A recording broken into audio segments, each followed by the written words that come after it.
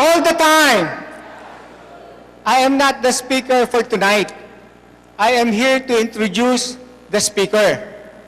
But before I introduce the speaker, allow me to share with you the many exciting developments that are happening in our community. Ang unang i-share ko sa inyo, last month, naimbita po tayo na magpunta sa Alabama sa EWTN. So for those of you who are not familiar, EWTN stands for Eternal Word Television Network. It was started by a nun, Mother Angelica, with only $200. And it had grown, and it is now a global television network, and they have 240 million televiewers. At ang pinakamaganda dito, mga kapatid, ay binigyan nila tayo ng 3 episodes.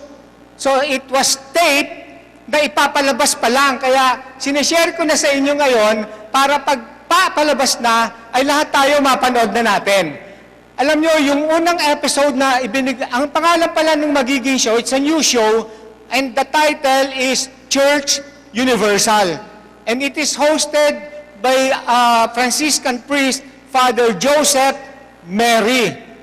At ang purpose po ng show na yon is para ipakita sa buong mundo that in the Catholic Church, there are many Catholic organizations that are really doing very great job regarding family and marriages na gusto nilang makilala at ma-recognize. Kaya inimbita nila ang Couples for Christ. At tayo lang po ang binigyan na 3 episodes kasi at that time nung ini-interview kami doon, yung mga iba pang mga worldwide na malalaking organizations were only given 1 episode, 2 episodes. At ang isa sa kasabay po natin na in-interview was Opus Dei at saka yung Legion of Mary na may 4 million members pala yan. So they are already recognizing and putting us in that same category na malalaking mga organisasyon. At kaya nga, nakakatuwa. At ang very significant ay yung pag napanood nyo ito, makikita nyo po yung global face ng Couples for Christ. Kasi doon sa first episode, ang pinag-usapan po dito yung building the Church of the Home, or which is about family and evangelization.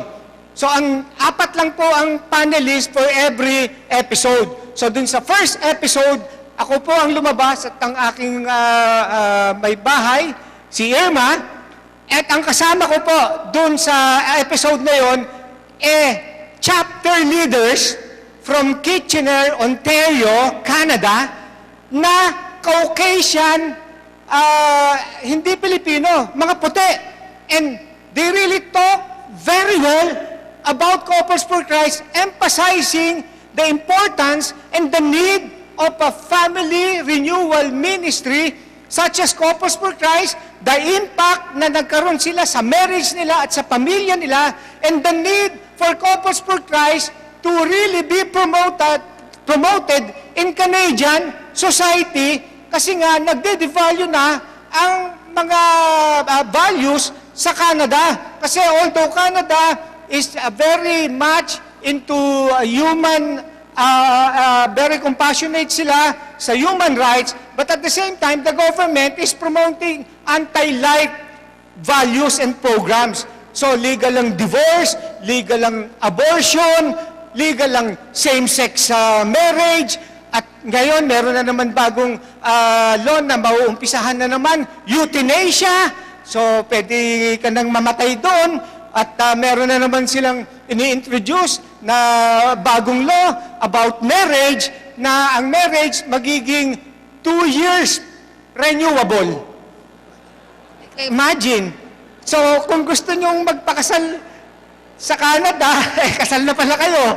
Pero baka pwede dun, pagka ikakasal na, so tatanungin niyo yung spouse mo, darling, mag-e-expire na pala yung contract natin, i-renew pa ba kita? Pero it sounds funny. Pero these are all happening. Alam nyo, yung nagmisa sa atin kahapon sa office, sa Ghana naman, ngayon ko lang nalaman, sa Ghana naman pala, pwede ang proxy pag kinakasal. Yes! Tanong ko nga, paano honeymoon? Pwede din proxy ron? Pero ang nakakatuwa mga kapatid, ang nagsasabi na ng napakagandang mga pangyayari tungkol sa Couples for Christ is already a Canadian, non-Filipino couple na talagang talagang believe na believe at saka talagang very, very excited and on fire about Couples for Christ. Yung second episode naman, 4 na naman kami, it's about our work with the poor. So 4 na panelist na naman, ako kasi bilang director ng Building the Church of the Poor, at ang kasama ko, 3 mga puti na naman, mga kapatid. Yung isa, Canadian, na Paris priest siya sa Hamilton, Ontario, Canada. At tinanong siya na, how did you get involved with Couples for Christ? O sabi niya, Couples for Christ is very active in my parish. They are present, they serve as the lay ministers, commentators, lectors, and every time that I need help to repair, they also clean the church. So I love Couples for Christ. So sabi, how did you get with work with the poor in Angkop? Kasi nung 50th anniversary nila, sabi niya, they thought that they would do something new. And so, ang nag-start siya ng programa to raise funds. Alam niyo, naka-raise tong pari na to ng funds good for 100 homes at nakapagpagawa siya ng 100 homes sa Bato, Leyte at meron pang kapilya yung homes na pinagawa niya sa Bato, Leyte. And last year, pumunta siya sa Leyte para makita itong mga pinagawa niyang 100 homes dun sa village na yon. At alam niyo, sinabi niya doon, this is the second best thing that have happened in my life. The first is my priesthood, but the second is Couples for Christ, Angkop, because I've seen how really it has impacted my life and the family. So, grabe, sila na mga puti ang nagsasalita. Tapos, di puti na yon. Yung isa pang kasama ko, pare, Amerikano, taga-LA. Yung fourth panelist, Madre Americana, principal ng isang eskwelang katoliko sa LA. And they were also talking beautifully about Couples for Christ. Sabi, how did you get involved with Couples for Christ? Sabi nila, because there is this teacher who is a member of Couples for Christ, and so they introduced the Kids for Christ in our school, and also the Youth for Christ. So, medyo nagbago yung spirituality ng mga bata. And then, after that, they conducted the Christian Life Program. So, yung mga teachers and naging mga members ng Couples for Christ. And then, pati yung mga parents ng mga children, kasi sa kids and sa youth, meron tayong family enrichment retreat na kasama mga parents. So, nasama din yung mga parents na naging Couples for Christ. So, kaya sabi niya, this is how Couples for Christ had affected our school. So dapat ganun din tayo, new evangelization. We should be a witness, make our presence felt, wherever we are, whether we are in school, we are in the office, or wherever we go, we should always say, we are Couples for Christ, and I want you to become members of Couples for Christ. At tapos tinanong, how did you get involved with the work with the poor? Alam nyo, nung nagkaroon ng economic crisis sa USA, meron din palang mga naapektuhan ng mga families that could not afford to pay the tuition fee. And because of that, pero ang policy nila that nobody will be excluded, may pera ka ula, kailangan mag-aral ka. And because of that, alam nyo, Angkop USA came to the rescue of these poor families at nag-i-sponsor ang Angkop USA ng poor children doon sa eskwela nila, mga kapatid. Meron din palang mga naghihirap sa Amerika. So, ang point ko, puro mga puti na, Amerikano, Canadian, sila na nagsasabi na napakaganda ng Couples for Christ. And yung third episode, ang naging guest naman, ang panelist is the National Director and the wife of CFC USA, si Eric and Pat Villanueva, at ang kasama niya na naman, puti na naman, South Americans, where they joined the Couples for Christ in Cairo, Egypt.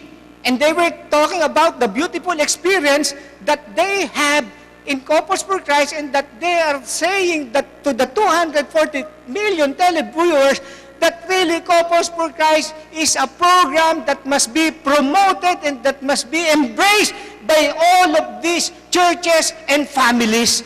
So, talagang kung mapapanood nyo mga kapatid, talagang you will be awed with what these non-Filipino people were telling the televiewers about Couples for Christ. Kaya yung global face, makikita nyo na CFC, in that 3 episodes, is a non-Filipino community, but it's a global community. Kaya nga nung naisip-isip ko after the taping, wala palang Pilipino na naging panelist. Kasi ako, Canadian. Yung si Eric Villanueva, Amerikano. But praise the Lord, yan yung talagang nakita. So, i-announce natin to, mga kapatid, pag malapit ng ipalabas para mapanood nyo. Okay, second na exciting, cellphone. Diba, ito po yung very important tool for communicating, for transacting business, booking airline tickets, bank transactions, selfie, alarm clock, whatever. Okay, mga kapatid. And the cellphone now is a thing that you cannot live na hindi mo kasama, hindi ba? Pagpunta mo ng comfort room, kasama mo pa rin ito, hindi ba? So because of this, we will now be always connected to Couples for Christ. Kanina lang, nag-finalize na kami, may ilo-launch ngayon tayong app. Di ba, apps? So, itong app na Couples for Christ app, i-download ninyo, and you don't have to go to the website of Couples for Christ anymore. So, when you download, in any smartphones, Android, iPhone, it will connect you to the Couples for Christ website, at lahat po ng about Couples for Christ will be available dun sa app na yon. So nandiyan po ang announcements, prayer, daily readings, prayer requests, how to join Couples for Christ, glory songs, Blaze products, at live streaming pa.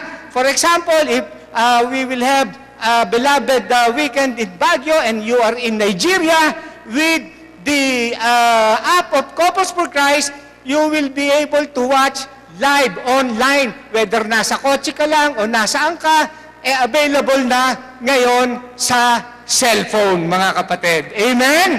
So, advance ang Couples for Christ, hindi ba? So, parati na kayong konektado sa Couples for Christ. Tsaka may push notification.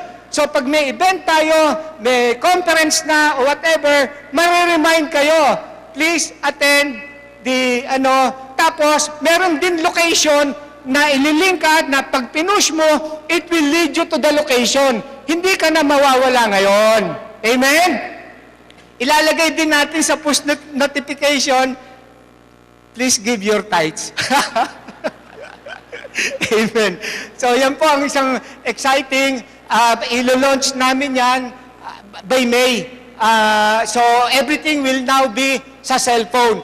Memos, announcements, nandiyan dyan na sa cellphone. Ang project lead natin dyan, si Romel Ancheta, kasi siya ang nasa Blaze. Alright, isa pang exciting. Okay, magkakaroon na po tayo ng television program. Amen? O yung mga gustong lumabas sa TV, pumunta kay Romel.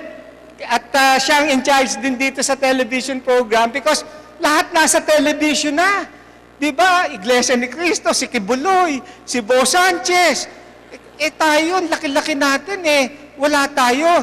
So dapat nandun din tayo. Amen? Malapit na rin yan, mga kapatid. Okay. And then, the fourth good news para sa inyo. Sa anniversary natin sa June 21, for the first time, mga kapatid, libre ang entrance fee. Amen. Di lang pasasalamat sa inyong faithfulness sa pagbibigay sa tithes sa Couples for Christ. Kaya bring one, bring all, lahat ng kapitbahay nyo, sama nyo. Kasi gusto nating 200,000 ang mag-attend the biggest anniversary celebration in the history of Couples for Christ sa June 21.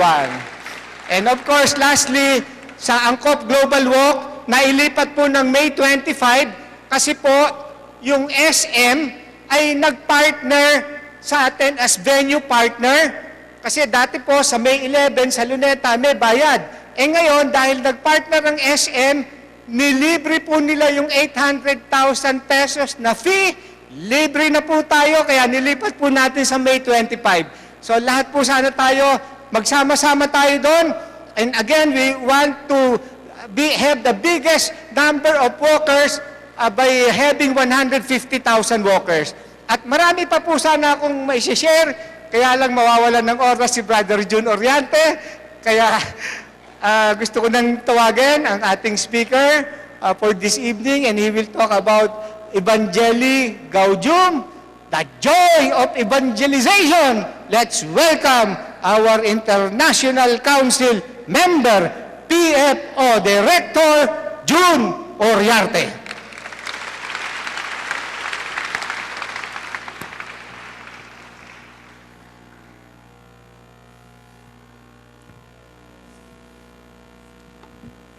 Good evening, brothers and sisters. I am 68 years old, and I have been giving both spiritual and secular talks, but I think that was the longest introduction I ever had.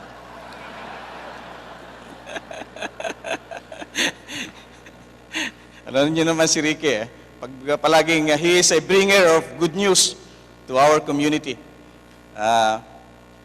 Anyway, this evening I have to give again the teaching because the Papal Nuncio confirmed that he will deliver the teaching for tonight, for February.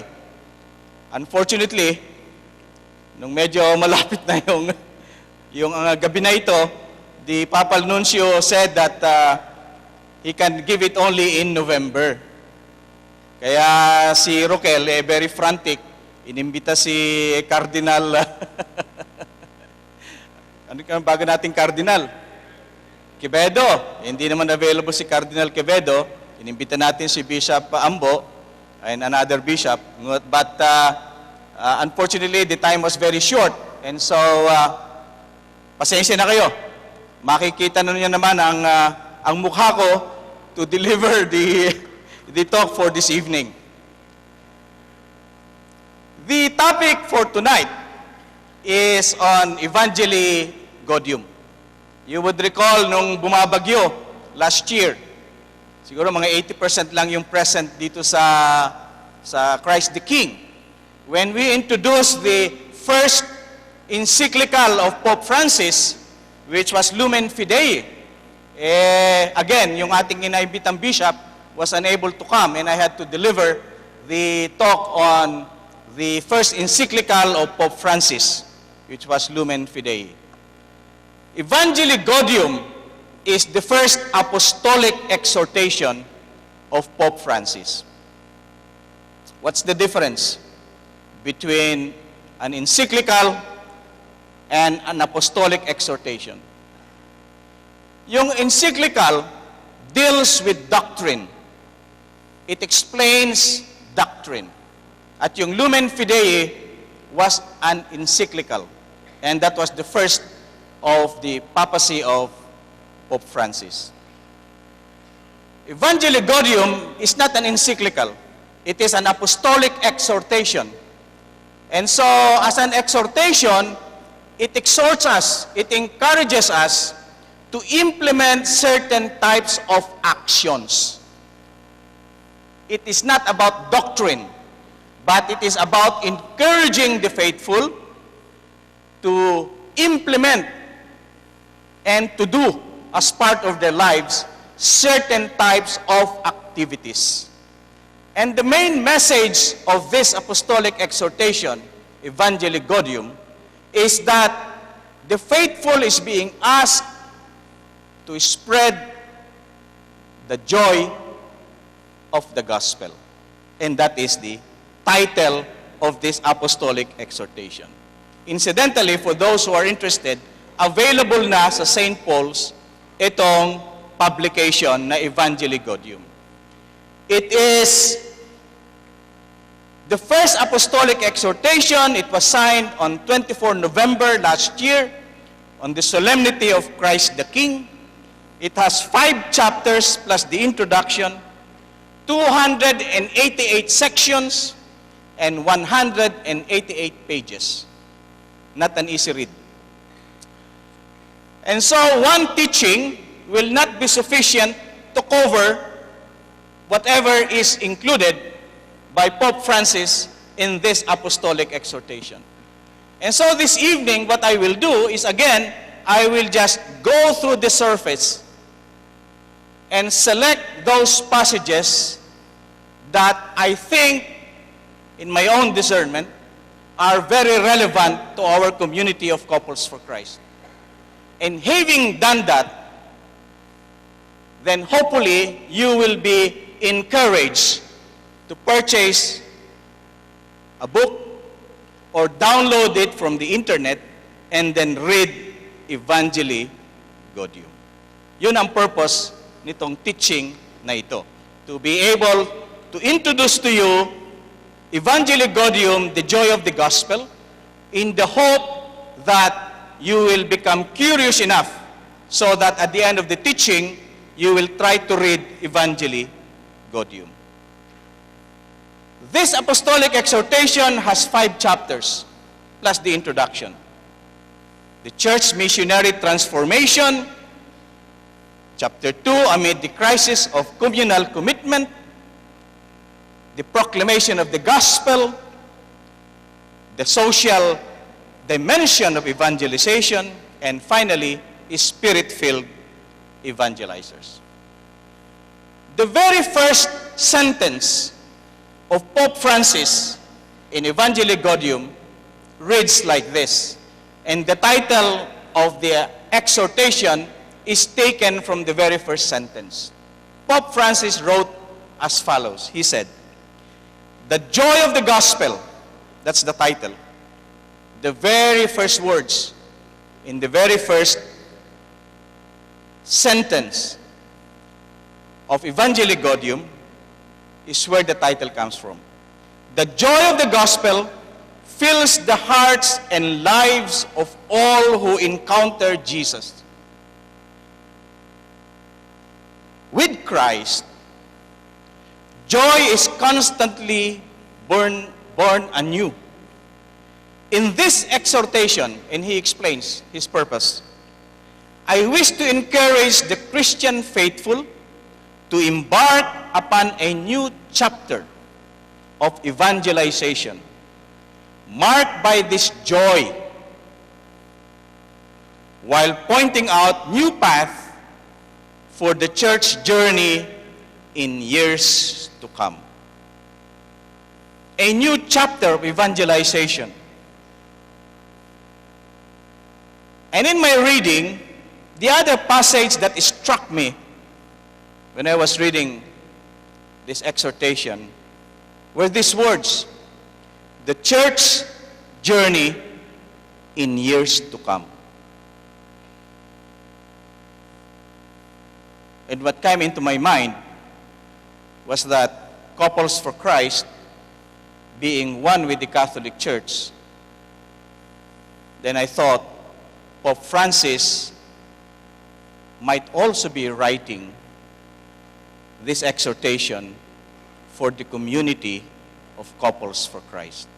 That the church journey in the coming years could also be the journey of our community for the coming years. The exhortation was signed November 24. It was released 2 days later, November 26. Then 2 months later, January 26. 2 months later, exactly 2 months later, Pope Francis, with 2 young children at the Vatican, released 2 white doves.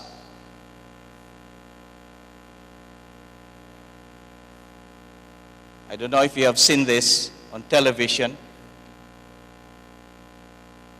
Exactly 2 months after Pope Francis wrote about the church journey, 2 children with him released 2 white doves. The first dove was attacked by a large white seagull.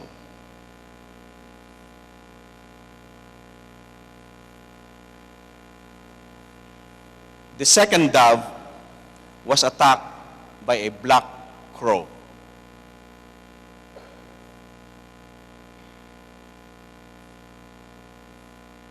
And I said,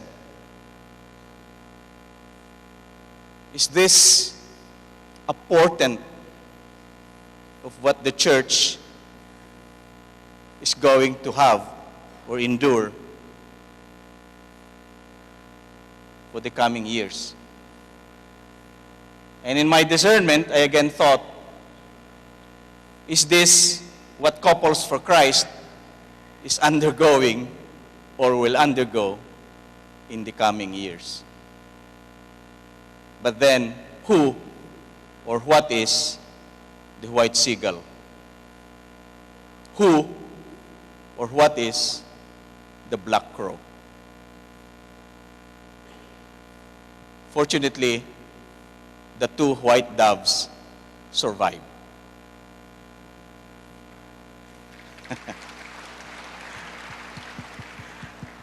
Will Couples for Christ survive the attack of a large white seagull and the attack of a black crow? I don't know. But I continued on reading the encyclical, the apostolic exhortation of Pope Francis. And in the very introduction, he pointed out that there are 3 principal settings for the very core of the teaching of the joy of the gospel, which is the new evangelization. For those of you who attended GLEC 2, you know that I gave a talk on CFC and the new evangelization. And I already mentioned these 3 principal settings. Pope Francis has widened the definition of new evangelization. He has widened it to cover all areas. The area of the ordinary pastoral ministry, the area of the baptized already, but their lives do not reflect the demands of the gospel, those who have weakened in faith. And third, those who do not yet know Christ, or those who deny Christ. The first one, the pastoral ministry, in an earlier encyclical, Redemptoris Missio, was identified as a purely pastoral ministry. But now Pope Francis includes it under the rubric of new evangelization. And you would see that the key word in pastoral ministry is inflaming the hearts. You are a faithful Christian, but are your hearts inflamed for the faith? And that is the new evangelization. And basically, this refers to us, communities such as ours. We admit that we are Christians, we admit that we are Catholic, but the question is, are our hearts inflamed? Are our hearts on fire?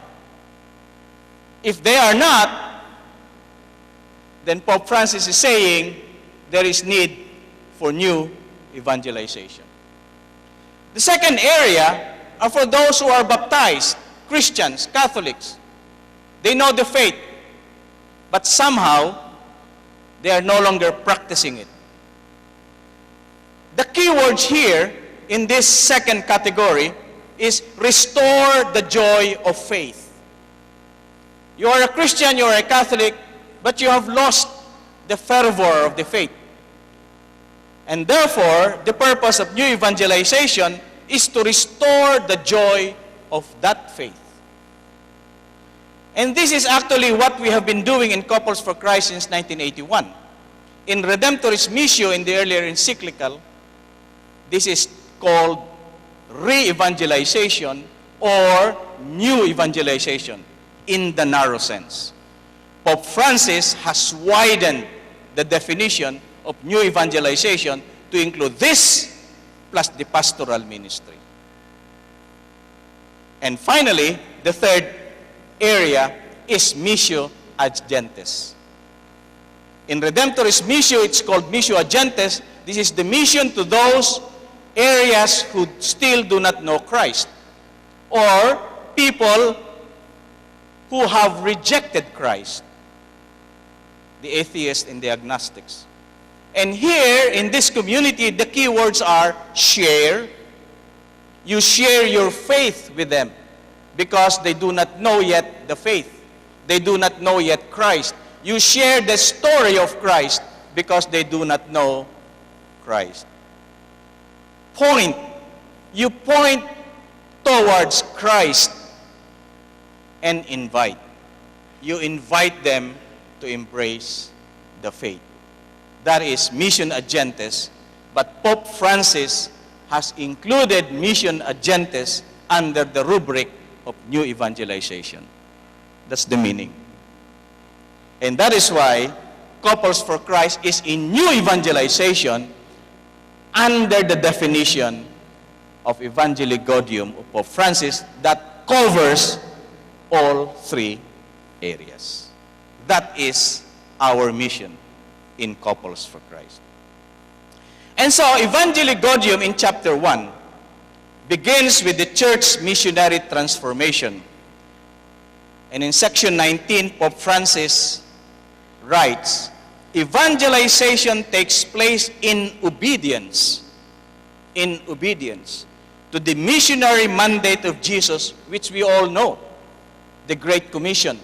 Go therefore and make disciples of all nations, baptizing them in the name of the Father and of the Son and of the Holy Spirit, teaching them to observe all that I have commanded you. This we are familiar with. But if you start reading Evangelii Gaudium, I'd like you to focus on the next sections that Pope Francis has written. Because there, the Pope defines an evangelizing community. And that is us. Couples for Christ is an evangelistic community. And Pope Francis defines what an evangelizing community is. And we have to ask ourselves after reading Evangelii Gaudium, is it really us? Does it apply to me? First, Pope Francis defines an evangelizing community as follows. An evangelizing community knows that the Lord has taken the initiative. He has loved us first, and therefore, we can move forward, boldly take the initiative, go out to others, seek those who have fallen away, stand at the crossroads, and welcome the outcast. That's an evangelizing community. And then he continues, such a community has an endless desire to show mercy. And he exhorts everyone, let us try a little harder. Let us try a little harder to take the first step to become involved. it comes directly to our hearts when you read Evangelii Gaudium.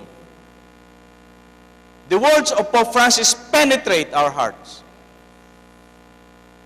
We have to take the first step to become involved. And then he ends that section with a very surprising sentence. I was surprised myself because he said, Jesus washed the feet of his disciples. It seemed out of place. But he ended the definition of an evangelizing community by saying, Jesus washed the feet of his disciples. And Pope Francis is a man who walks his talk. When he writes that an evangelizing community, a person who evangelizes, washes the feet of his disciples as Jesus, he does the same. Pope Francis washed and kissed the feet of 12 inmates at a juvenile detention center in Rome. As we all know, we have read it in the newspaper, including 2 women and 2 non-Christian. And he does not only wash their feet, he kisses them. That's our Pope. That's the guy who wrote Joy of the Gospel. He offers another definition of an evangelizing community. His second definition. He says, an evangelizing community gets involved by word and deed in people's daily lives. It penetrates because you ask yourself, I am in Couples for Christ, but do I get involved by word and deed in people's daily lives? It says it bridges distances. It is willing to abase, humiliate itself if necessary. It embraces human life, touching the suffering flesh of Christ in others. And we ask, have I touched the suffering flesh of Christ in others as a member of the community of Couples for Christ? And he further says, evangelizers thus take on the smell of the sheep. And the sheep, therefore, are willing to hear their voice. We are shepherds. We are pastors. We are supposed to take care of our sheep. And therefore, if we take care of them, we have to have the smell of the sheep. And when we do, then the sheep will listen to our voice. Pope Francis practices that. On November 6, at St. Peter's Square, you have seen this on television, the Pope embraced Vinicio Riva, whose body is covered by tumors. He embraced him lovingly. And then one day when he was visiting the nativity scene in Vatican, he playfully accepted having a lamb placed on his shoulder. The Pope takes on the smell of the sheep, and the sheep is willing to hear his voice. That's our Pope. He writes his first apostolic exhortation. He immediately practices what he has written. Third, Pope Francis defines an evangelizing community as follows. An evangelizing community is also supportive, standing by people at every step of the way, no matter how difficult or lengthy this may prove to be. An evangelizing community is always concerned with fruit. That's why it's beautiful. That's why we should read Evangelii Gaudium. Because our community is concerned with fruit. Because the Lord wants her to be fruitful. It cares for the grain and does not grow impatient at the weeds. It strikes our heart. Are we too critical in our community when we see weeds within our community? And Pope Francis is saying, don't get impatient with the weeds. Let them grow together with the grain. And finally, he defines an evangelizing community as one that is filled with joy. This is the very core of the teaching of Evangelii Gaudium, joy. If you don't have joy in your heart, as a member of the community, then pray hard. Because Pope Francis says, an evangelizing community is filled with joy. It knows how to rejoice always. It celebrates every small victory. It celebrates every step forward in the work of evangelization, no matter how small they are. Evangelization with joy becomes beauty in the liturgy. Beautiful words. As part of our daily concern to spread goodness. Daily concern to spread goodness. That's the key. Do you have that daily concern to spread goodness? And he says the church evangelizes and herself evangelizes. Meaning, we evangelize and we evangelize others and others also evangelize us. But joy is the key. And Pope Francis practices that. Pope Francis is always willing to pose with young fans who are in Rome on pilgrimage, exuding joy, always smiling with people who are also joyful. And then in section 32, this is beautiful. The first time a pope wrote about what he should be doing. There are many apostolic exhortations, there are many encyclicals before, but this is the very first pope who wrote about what a pope should be doing. He said, since I am called to put into practice what I ask of others, I too must think about a conversion of the papacy. It is my duty, he says, as the Bishop of Rome, to be open to suggestions which can help make the exercise of my ministry more faithful to the meaning which Jesus Christ wished to give it and to the present needs of evangelization. The papacy and the central structures of the universal church also need to hear the call to pastoral conversion. Strong words. Strong words. And that is why we all know that his desire is to completely change, effect complete change in the Vatican. You know, after he was elected Pope, immediately after his election was announced. You know, Pope Francis took a bus, not a car. He took a bus and forced the other bishops to join him in a bus. And he went to his hotel where he was staying, and he paid for the bill himself. And the hotel he was staying was not a 5-star hotel. You can see it in the picture. It doesn't look like a 5-star hotel. It must have been a 3-star hotel. He took a bus. He was just elected Pope. He took the bus. He forced the other bishops to join him. He went to the desk, the front desk. He paid the bill himself in a 3-star hotel. Makes us feel guilty. Unlike his predecessors, Pope Francis decided to dress simply as the leader of the Catholic Church, rejecting the traditional red shoes. Choosing to live in a guest house, not in the papal apartments, traveling in a used car, wearing old black shoes. This Pope is something else. He practices what he preaches.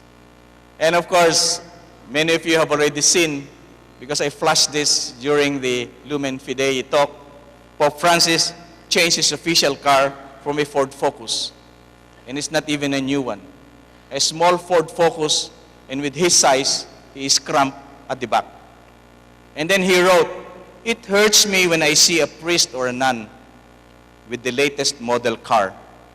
And he says, you can't do this. A car is necessary to do a lot of work, but please, choose a more humble one.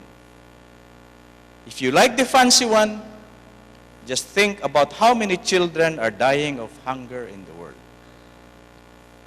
When I read this, I was very happy he did not identify lay persons or lay missionaries. He only identified priest and nun. So, Reggie, you can keep your Mercedes-Benz and BMW. Because he did not say lay missionaries. Only priest and nun he is referring to. Pope Francis carries his own luggage when he travels. He does not ask his assistants to carry his luggage. And this is not only because he became Pope. He has always been like this. When he was still a cardinal, the Archbishop of Argentina, he was already traveling using the train in 2008. He is not a pretender. It is his nature. And that is why, while reading his very first apostolic exhortation, I thought, God's hand must have really been there to prompt Pope Benedict XVI to resign so that Pope Francis can take over. Pope Benedict XVI is my idol because he is a theologian. And yet, the Holy Spirit, as Pope Benedict himself admitted, the Holy Spirit, he said, God made me resign so that a new Pope who has been living a simple life since he was a priest, a bishop, an archbishop, a cardinal, and now a Pope, to renew the Catholic Church. And when I was reflecting on it, I said, God must have also has his hand when the storm that happened in Couples for Christ happened. Because otherwise, we will not be where we are today. It must have been God's hands. That's what came into my mind. That was chapter 1. Chapter 2, amid the crisis of communal commitment, Pope Francis writes, it is imperative to evangelize cultures in order to enculturate the gospel. And he talks about countries with Catholic tradition and countries which have other traditions, also secularized countries. And he concludes by saying, each culture and social group needs purification and growth. As we start sending our young missionaries to various countries, this is something that they should have in mind. That our faith has to be inculturated. And then he further says, and this is very important, and I'd like to put more emphasis on the next thing that Pope Francis said, he wrote, the spiritual life comes to be identified with a few religious exercises. We know this, which can offer a certain comfort, but which do not encourage encounter with others, engagement with the world, or a passion for evangelization. If you read it very carefully, you know what he means. You may have a devotion to this, you may have a devotion to that, but you do not encounter others. You have no passion for evangelization. And then he continues, if you are this, then he says, as a result, one can observe in many agents of evangelization, even though they pray, which is important, everybody has to pray. But even though they pray, you notice that people like this, they have a heightened individualism, one. Second, a crisis of identity, two. and a cooling of fervor. That's why it's very important that our identity as couples for Christ should be retained. Because we should not be subjected to a crisis of identity. Couples for Christ has a specific culture. Couples for Christ has a specific mission and vision. That's our identity. And we should never allow a crisis of identity to happen in our community. Because Pope Francis says, these are three evils which fuel one another. We should live as a community. We should not be living as separate individuals. And the cooling of fervor. They fuel one another. Once you refuse to live in a community, and once you do not know who you really are, Pope Francis says there will be cooling of fervor, and they fuel one another. And here is what he really meant in section 82. He says, and this hits each and every one of us. He says, the problem is not always an excess of activity. Dami naman nating activity, may global walk, may teaching, may prayer meeting, may ganito, ganito. But ito, pakinggan natin. Sabi ni Pope Francis, the problem is not always an excess of activity, but rather activity undertaken badly. Reminds me of Brother Manik's pet peeve. Activities should never be undertaken badly. Without adequate motivation, without a spirituality which would permeate it and make it pleasurable. Pope Francis writes, as a result, he says, work becomes more tiring than necessary. Tamang-tama eh. Pag binasa mo, salpak na salpak sa atin. Even leading at times to illness. And then he says, far from a content and happy tiredness. Kasi sa atin, merong content and happy tiredness. This is a tense, burdensome, dissatisfying, and in the end, unbearable fatigue. How true. And he says, this results in pastoral acedia. Acedia means lethargy, lack of life. And he says, pastoral acedia can be caused by, here it is. Please remember this. If this is the only thing you will remember, remember this.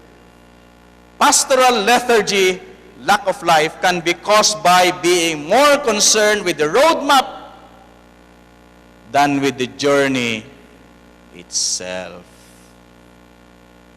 Pope Francis is saying, enjoy the journey in Couples for Christ. Yes, we have a roadmap. But if you focus too much on the roadmap, you'll get tired. Too many activities. Do this, do that, do this. And Pope Francis is telling us, enjoy the journey. And you will never get tired. Section 82 of Evangelii Gaudium. There are many more in the chapter, but I said, my purpose is just to encourage you to read Evangelii Gaudium. It is very rich. Chapter 3, the proclamation of the gospel. I quoted this in CFC in my talk in GLEC 2. And it says, the new evangelization calls for personal involvement on the part of each of the baptized, the year of the laity. Every Christian is challenged here and now to be actively engaged in evangelization. Indeed, anyone who has truly experienced God's saving love, if you have experienced God's saving love, does not need much time or lengthy training to go out and proclaim that love. Every Christian is a missionary to the extent that he or she has encountered the love of God in Christ Jesus. This is the most important. You have to feel the love of God in our community to Jesus Christ. And so he says, we no longer say that we are disciples and missionaries. Even now, we separate discipleship and mission. But Pope Francis says, no, don't separate anymore discipleship and mission. We are always missionary disciples. We are always on mission. And in the next section he writes, of course all of us are called to mature in our work as evangelizers. We want to have better training, a deepening love, and a clearer witness to the gospel. That's why we are putting up CFC Global Institute Foundation, because we want to train our missionaries. To the efforts of our Brother Nides and Brother Arnel especially, the foundation has now been registered. We are going to train our missionaries so that they can go out and proclaim the love of Christ. But then, we have to listen also to the next paragraph of Pope Francis. He says, but this doesn't mean that we should postpone the evangelizing mission. He says, we need training. We need to send missionaries who know the gospel, who know the story of Jesus. But he says, this doesn't mean that we should postpone the evangelizing mission. Rather, each one of us should find ways to communicate Jesus wherever we are. That's why we were right from the very beginning. Katatapos mo pa lang ng CLP, pinapasok na natin. Magbigay ka na ng talk, mag-mission ka na. Tama tayo eh. The Lord has always guided us. Kahit na ayaw pa natin, Brad, hindi pa ako ready. Hindi! Punta ka na. Although kailangan yung training, hindi dapat hintayin. So good. As long as you have felt the love of Jesus. He says, our falling short of perfection should be no excuse. On the contrary, mission is a constant stimulus not to remain mired in mediocrity, but to continue growing. Evangelization aims at a process of growth which entails taking seriously each person and God's plan for his or her life. All of us need to grow in Christ.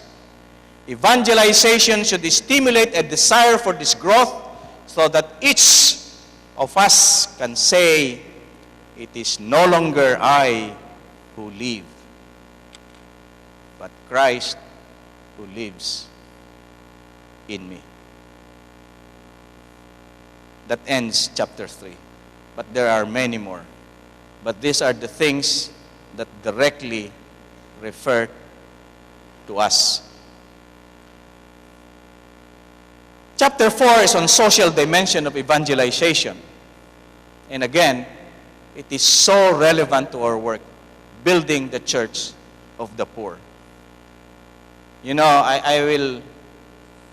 have a confession to make.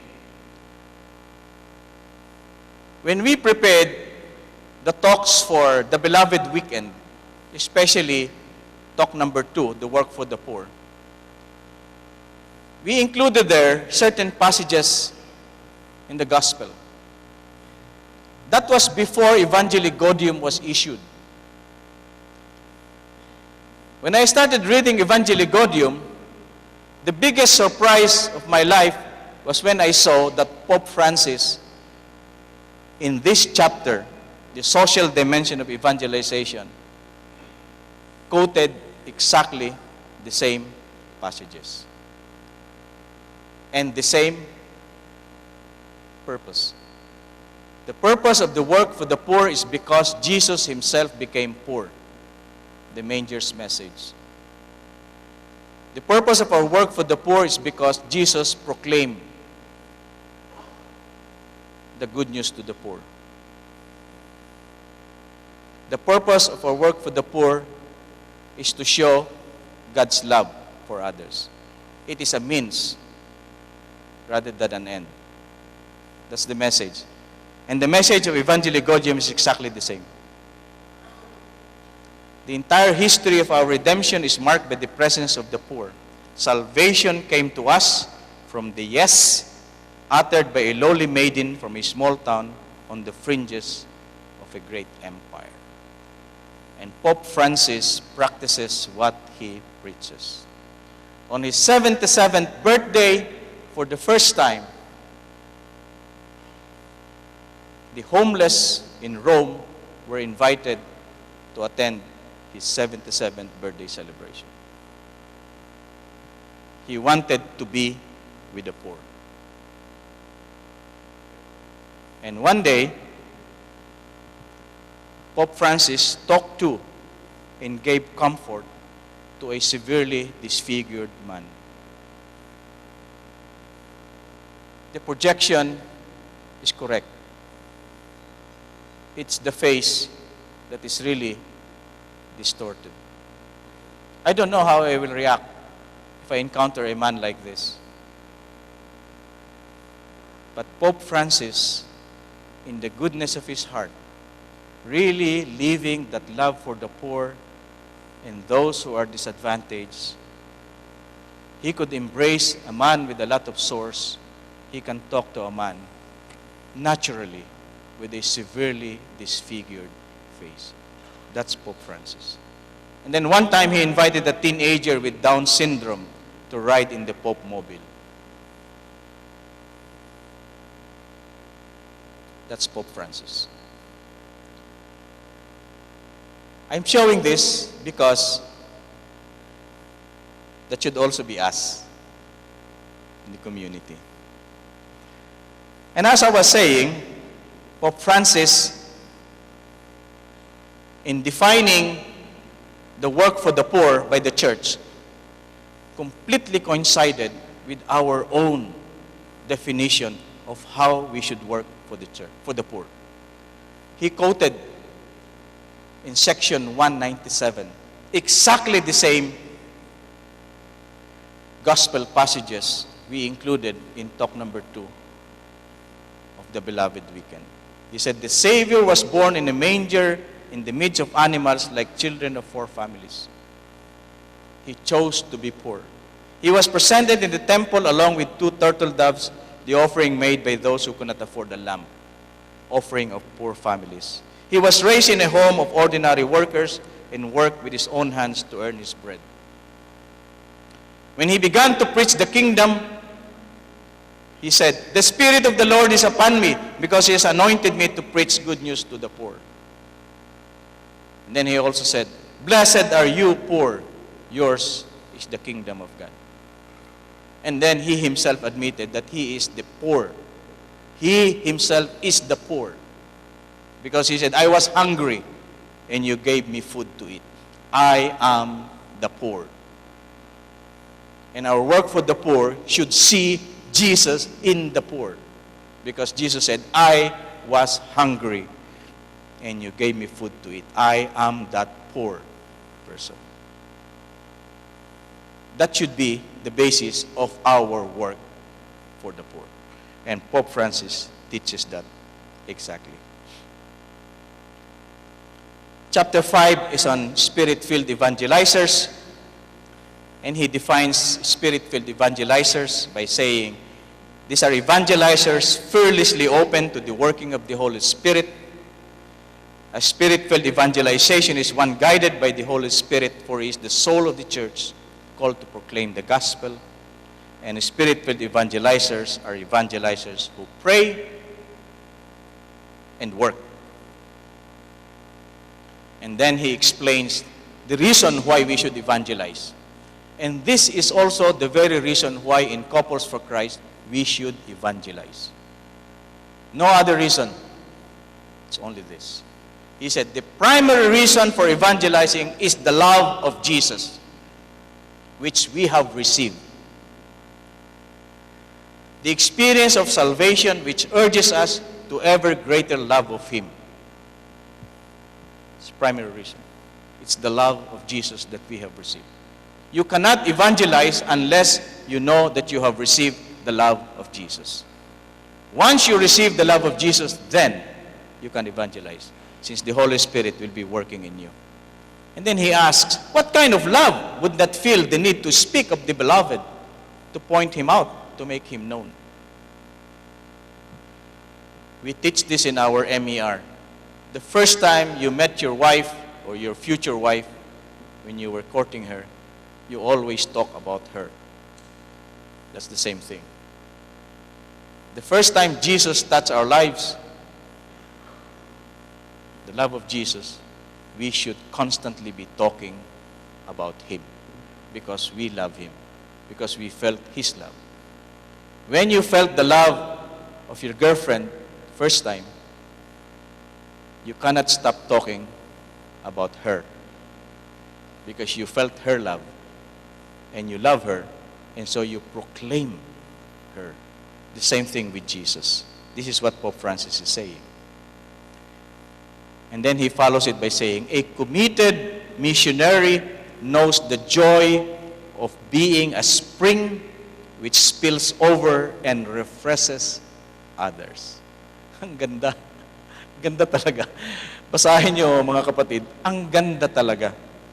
A committed missionary knows the joy of being a spring which spills over and refreshes others. You have to refresh others. Only the person, ang bigat, only. Masyadong exclusive. Only the person who feels happiness in seeking the good of others, in desiring their happiness, can be a missionary. Sa ating mga young missionaries especially, dapat ito talaga yung isipin nila. Only. Hindi lang isang criterion eh. If you do not feel happiness in seeking the good of others, if you do not desire the happiness of others, you cannot be a missionary. That's what he is saying. We do not live better when we flee. We do not live better when we hide. We do not live better when we refuse to share. We do not live better when we stop giving and lock ourselves up in our own comforts. Such a life is nothing less than slow suicide. Bigat. And so, as usual, our Pope is Marian. Noon nga nag-meeting kami sa Davao tayo nag-meeting, ang IC. Unong prayer meeting kagabi. Kay Arnel. Hindi matapos-tapos talaga yung reflection ni Arnel. And we all agree that the theme for the last 3 years that the Holy Spirit gave to Couples for Christ to be a Marian community started with proclaim the greatness of the Lord, to do whatever He tells you, to behold and ponder this year, truly came from the promptings of the Holy Spirit. Kasi paglabas nitong Evangelii Gaudium, lahat ng mga discussions namin in selecting and in choosing the theme for the last 3 years were all revealed in Evangelii Gaudium. Basahin niyo, mga kapatid, nandoon. At ang sabi nga ni Pope Francis, and this is my concluding part, sabi ni Pope Francis, with the Holy Spirit, Mary is always present in the midst of the people. She joined the disciples in praying for the coming of the Holy Spirit, and thus made possible the missionary outburst which took place at Pentecost. If we are going to be a missionary, an evangelistic community, what Pope Francis is saying, we have to have Mary with us.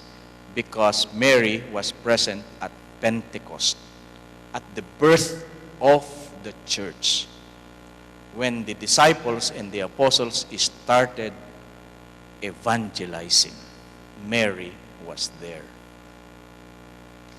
She is the mother of the church which evangelizes, and without her, we could never truly understand the spirit of the new evangelization. Yun ang pinakamabigat. We will never truly understand the spirit of new evangelization without Mary.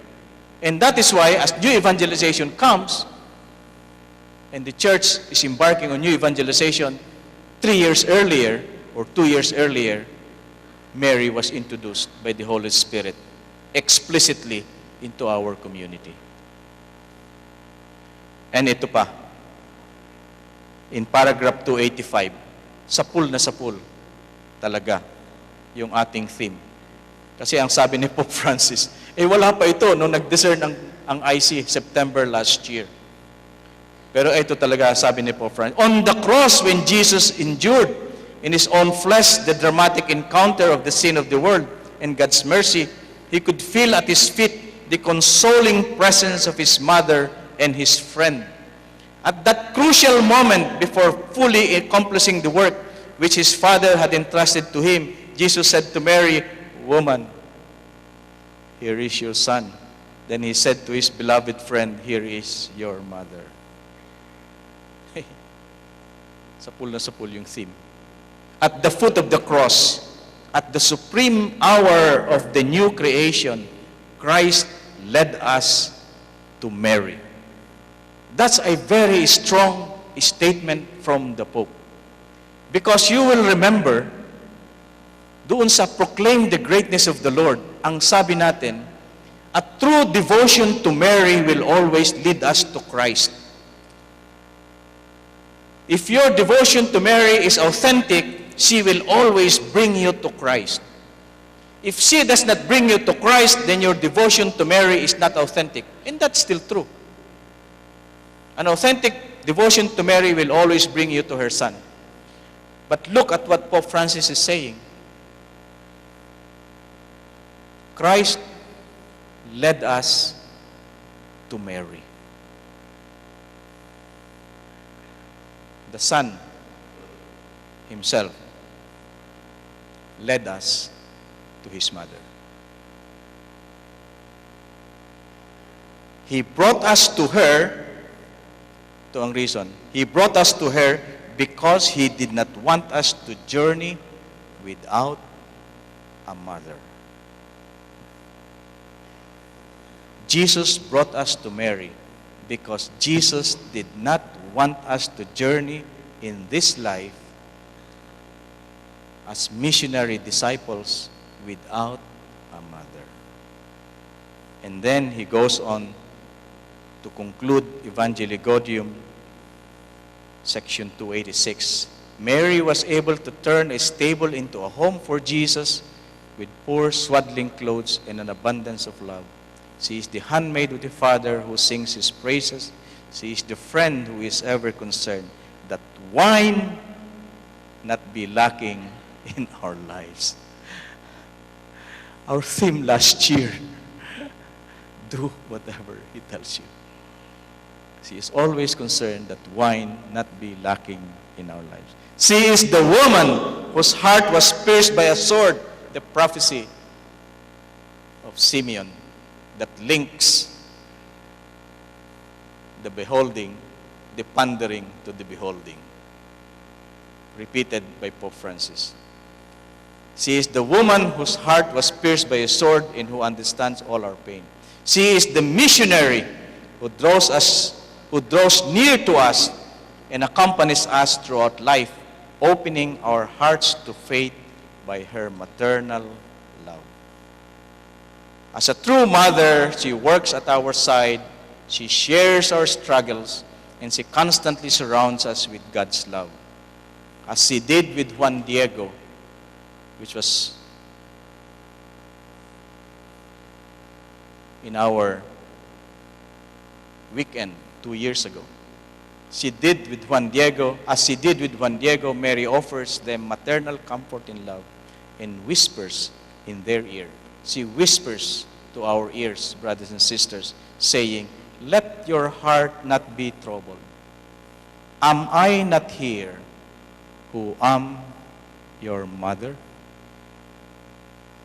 Am I not here who are your mother?" And Pope Francis concludes very, very strongly. He says, there is a Marian style. The first Pope to make that pronouncement. making it very explicit. There is a Marian style to the church work of evangelization. That's the style of Couples for Christ. The style of Pope Francis, who walks his talk, who practices what he preaches.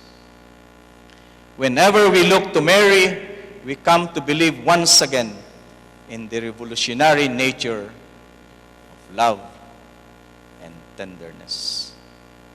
And that ends Evangelii Gaudium. And so I invite you all, brothers and sisters, to pray with me the last part, which I shortened, of Evangelii Gaudium, which is Pope Francis' prayer to Mary. I shortened it because it was a very long prayer, and we will pray the shorter version of the prayer of Pope Francis in Evangelii Gaudium, prayer through Mary. Let's all stand and let's pray this as we close this teaching, and we pray together,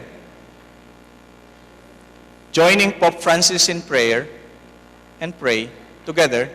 Mary, Virgin and Mother, you who, moved by the Holy Spirit, welcome the word of life in the depths of your humble faith.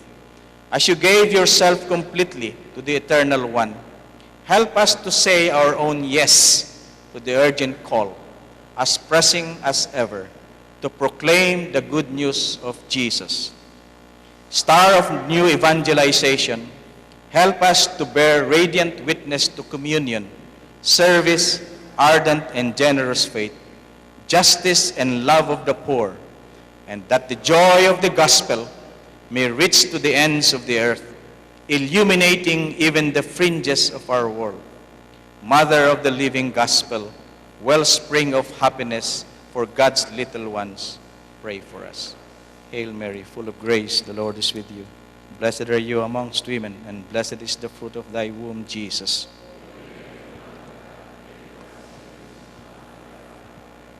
In the name of the Father, and of the Son, and of the Holy Spirit. Amen. Thank you, brothers and sisters.